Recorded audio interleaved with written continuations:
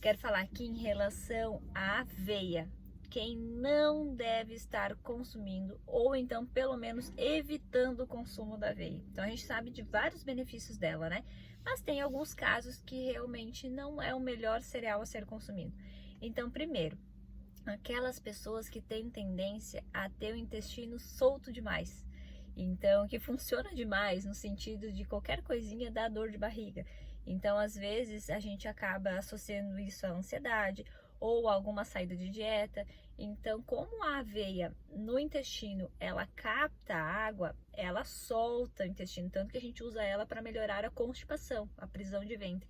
Então, aquelas pessoas que têm tendência a ter o intestino muito solto, qualquer coisinha ele já solta, é interessante evitar o consumo frequente da aveia, porque querendo ou não, ele vai acabar soltando ainda mais, tá? Então, não quer dizer que seja necessário excluir, mas evitar consumo diário para que você não fique com o intestino solto mais do que deveria, certo? Normalmente solto não quer dizer ele estar regulado e funcionando bem, tá?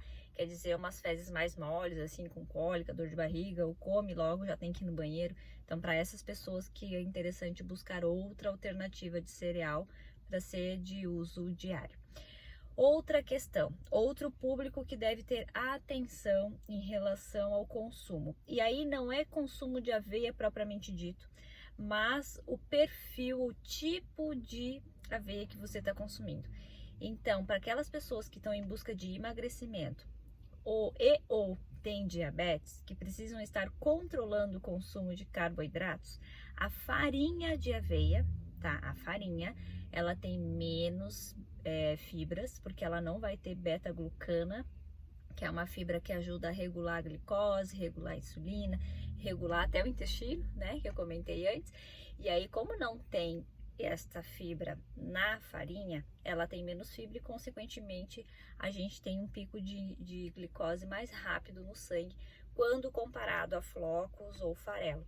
Então, para aquelas pessoas que estão em processo de emagrecimento e têm diabetes e querem estar fazendo uso do cereal, o interessante é farelo ou flocos e não aveia em farinha, tá? Evitem a farinha nestes casos. E aí, por último, e aí sim tem que ser excluído, são aquelas pessoas que têm a doença celíaca. Então, a doença celíaca, ela é uma doença autoimune, que a pessoa, ela é como se fosse, ela é alérgica a glúten.